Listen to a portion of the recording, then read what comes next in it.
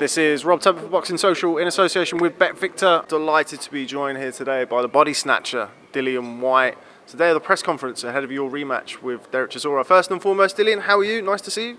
I'm good, man. I'm good. Just out here trying to live my best life as usual, man.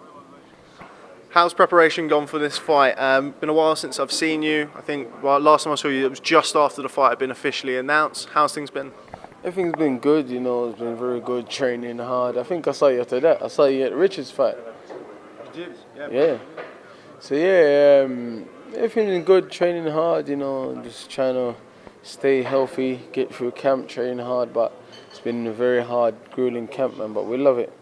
Have you done anything different for this fight that you didn't do for the first fight? Obviously, a heavyweight rematch. You know a bit more about him now. Done everything different, man. You know, training better, living better, just being better in general. You know, so a lot of things has changed since the first fight. More experience, more patient, more together all around as a person, as a fighter. That's something we've spoken about before. Kind of your last fight with Joseph Parker had to come through some quite hairy moments, particularly towards the end of the fight. How much of a benefit do you think that's been to you as a fighter? It's great, you know. There's lots of fighters that undefeated record who ain't fought no one.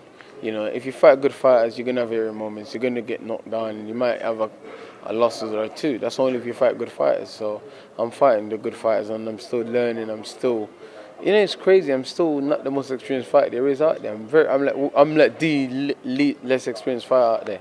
But I'm learning. I'm improving. I'm having the right fights to put things in the right place. So I'm building the blocks.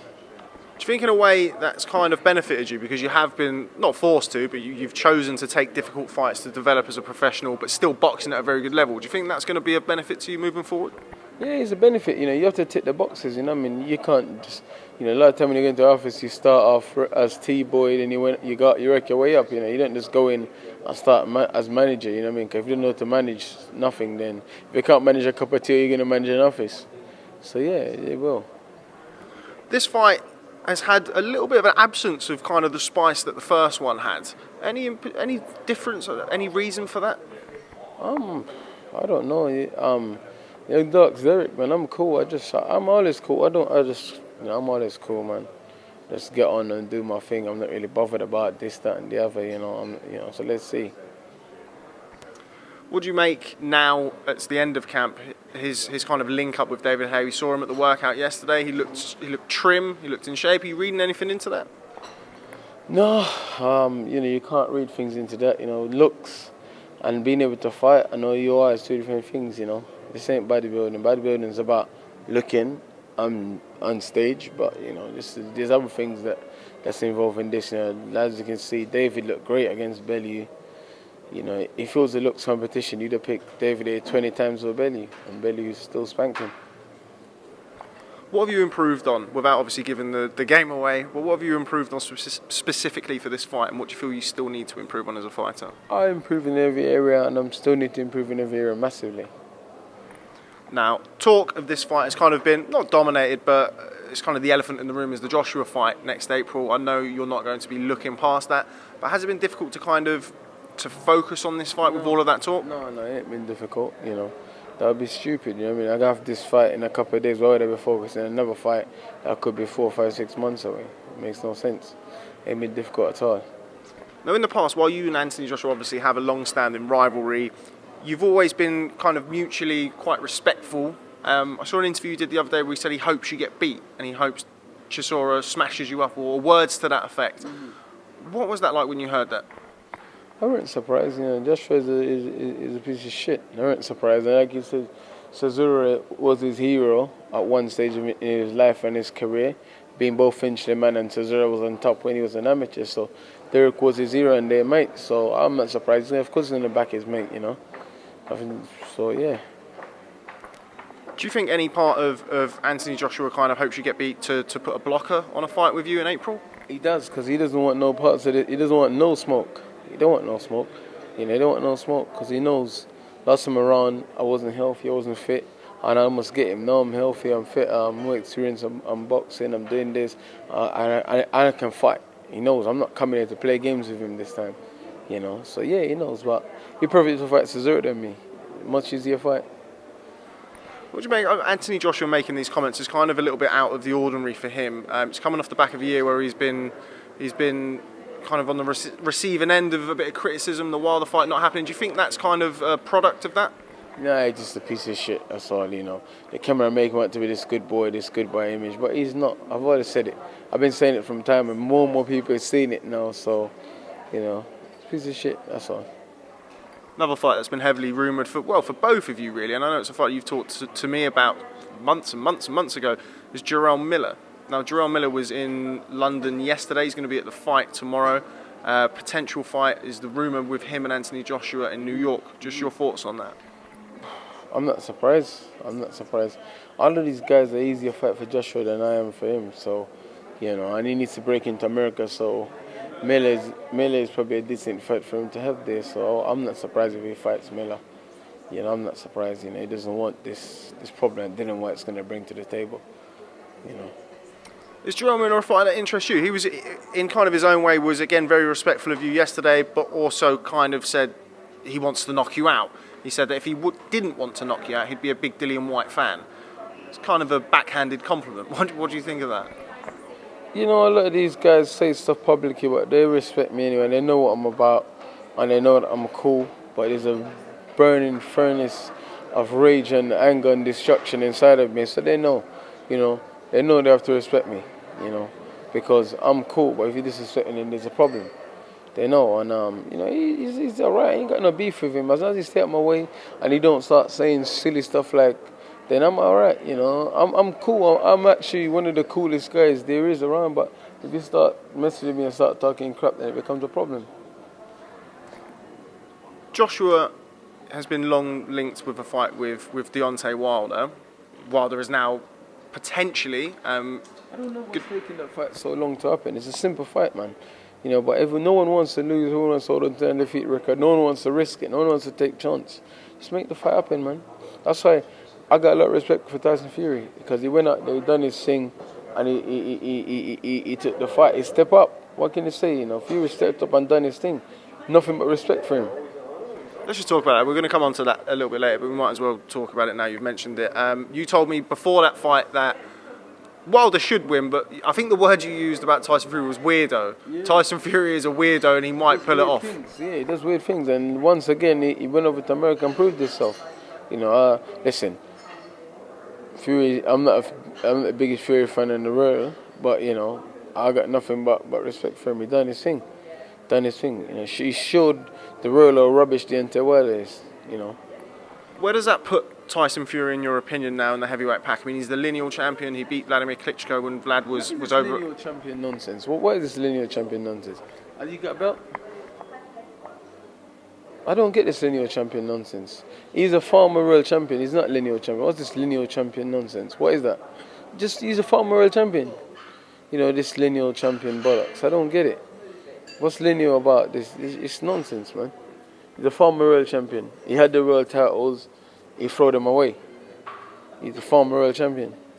The thing with, obviously, I mean, I don't need to explain this to you. I know kind of what you're saying, but I don't need to explain to you the kind of meaning behind the lineal champion. He's the man who beat the man in Vladimir Klitschko. Now he's back. But he didn't defend the lineal championship, did he? Well, I mean, technically he defended it against Sefer Seferi. Huh? Technically, that's true. Yeah, but didn't you get stripped of it or something? No, not the lineal. You can't be stripped of the lineal title. Stripped of the Ring magazine. I don't fucking know. Anyway, the question is, where do you put Tyson Fury now back in the heavyweight pile? He's back. He's above Deontay Wilder for sure. He's above Deontay Wilder. Is he above Anthony Joshua? No, Joshua's got 4 belts. You know, whoever Tyson was or could be, Joshua is at the moment. So, you know. But he's up there. There's 4 of us, and he's up there, you know. Is he above Dillian Whyte? I don't think he should be above me. Yeah, you know, I don't think he should be above me. You know, because I've had more fights. While he's been off, I've been fighting. I've been making noise and creating excitement and winning fights. But, you know, obviously his experience and who he's fought, people probably say he should be. But it's all right. You know, it's all right. Spoke to Mauricio Suleiman a few days ago. He was quite non-committal on Wilder Fury 2, and he said that everything will have to be played out after this weekend when you fight Derek Chisora, and obviously Dominic Brazil boxes this weekend as well. Do you still harbour hopes of fighting Deontay Wilder, or have you kind of put that to one side? I'm not bothered about that, man. I was bothered about Saturday. We'll see after that, man.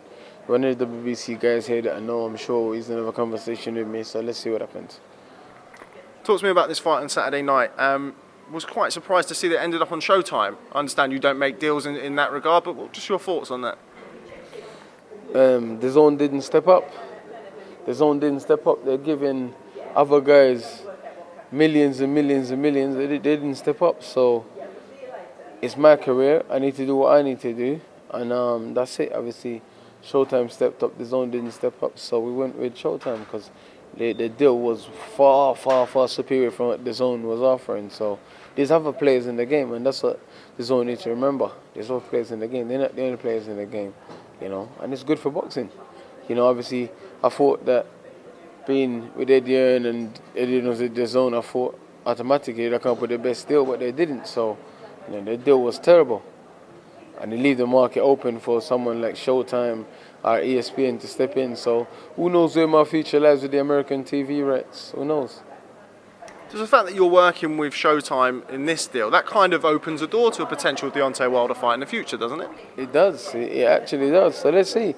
There's lots of things been working in the background, and so let's see what happens. They put it this way, I was greatly disappointed in the zone for not securing this fight. I'm not even. So let's see. Let's see what's gonna happen. I'm thinking about me, and my team's thinking about me. So let's see. A lot of things is happening behind the scenes. One fight at a time, though. Third fight of the year for you. All three of them headline events, second pay-per-view fight.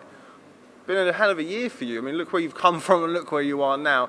I appreciate it's probably difficult to kind of see because you're so caught up in it, and that's 3 training camps. But when you stop to think about it, you've had an incredible year.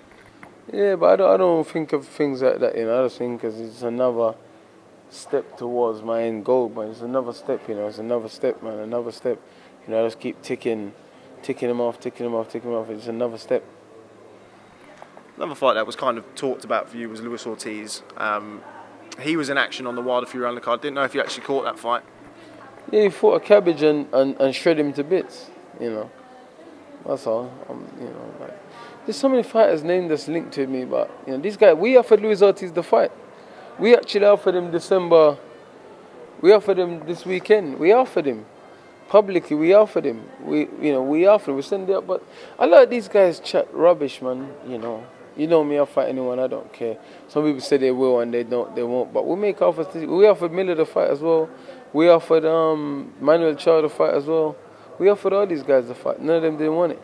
None of them. Miller publicly said no, Ortiz didn't even reply to Eddie's email. Then after he wants to talk and shut his mouth off and talk crap. These guys, we offered Brazil the fight as well. Brazil didn't want it. Brazil said no, he's going to sit down and wait for his mandatory. And then also, these guys are clowns, man. Fuck these guys, man. The latest WBC rankings have got you ahead of Dominic Brazil. I think Dominic Brazil is now 4 with the WBC. They're in a situation, man. They're in a situation, man. So, but that's another conversation for another day. Another thing I said to Mauricio Suleiman was about a potential of you fighting Dominic Brazil for an interim title if Wilder Fury 2 happens. Would that interest you? Yeah, why not? Why not, man? Why not? Get this fight out of the way and then, we'll think about all these options. My team has mentioned them and spoke about some of them. So let's see what happens. What are you expecting from Derek Chisora this weekend?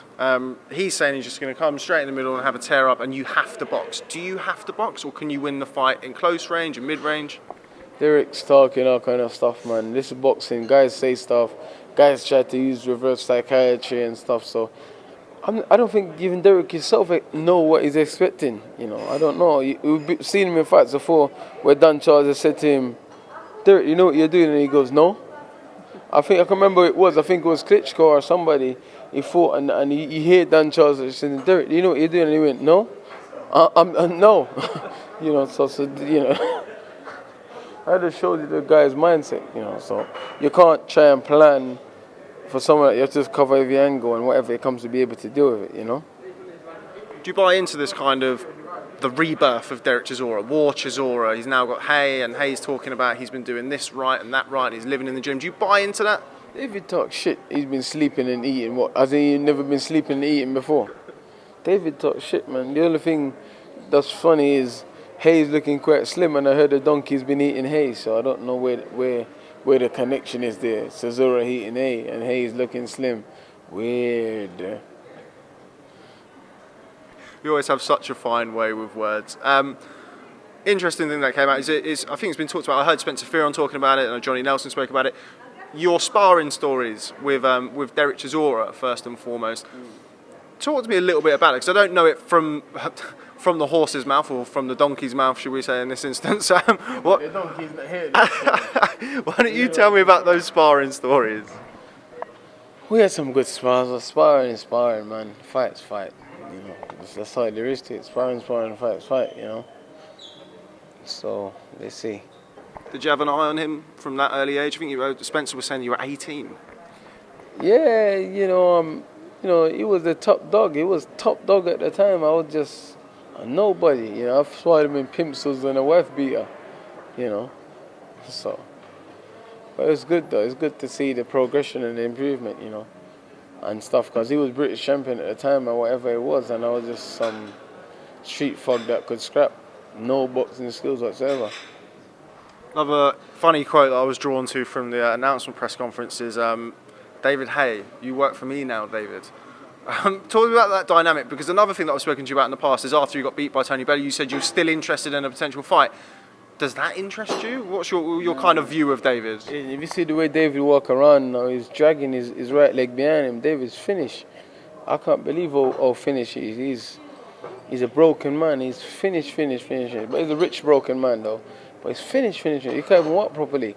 I saw him at the media workout, he was dragging his right leg and hobbling along. I was like, wow, you know, whatever he was doing or whatever, you know, it's really, it didn't do him any justice. You know what I mean? He's really in a bad way, you know, injury ridden badly.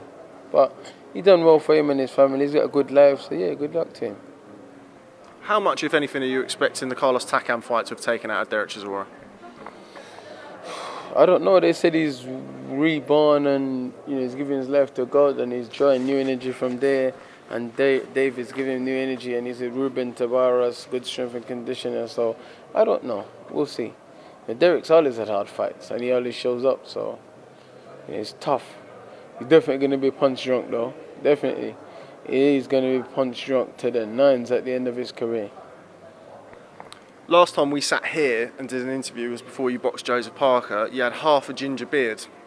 Your brother did it to you while you slept. Something that always interests me about you is that you do have that kind of softer, more jovial, jokey side. Has there been anything that's happened this week that's kind of kept your sanity? No. Listen, everyone knows the magnitude of this fight, you know. Everyone just been helping me, you know, my team, my family, helping me, you know what I mean, and my brothers, everyone, you know, put together good, you know. My mum, people that stay within Loughborough, the gym people, everyone's just been helping me, you know, and just making sure I'm all right, you know. Just finally, fight on Saturday night clashes with another fight. Josh Warrington versus Carl Frampton on the same night on BT. As a fighter, I mean, as a headline fighter, certainly on a pay-per-view, I mean, correct me if I'm wrong, not a businessman, but having, you know, you have a percentage of the pay-per-views. Does it bother you that there's another pay-per-view on another channel on the same night as you're headlining? No, we're a bigger fight. We're heavyweights. And you know that you're going to see excitement when Derek Chisora step in the ring. It's not like it's an unknown quantity. Everybody knows it's going to be a war. So you want to see... Listen, it's a hard one. I ain't got no beef with Warrington and Frampton. I ain't got no beef with them. But, you know, that fight's in a very good chance of going 12 rounds. Chisora is not going 12 rounds. So it's up to you. There's people that will tune in because they're Warrington fans and whatever. And people that will tune in because they're my fans and Chisora's fans. And so let's see. Kind of leads me into just the sign-off, really. What constitutes a successful performance for you? Is it just the win, or do you want to look good?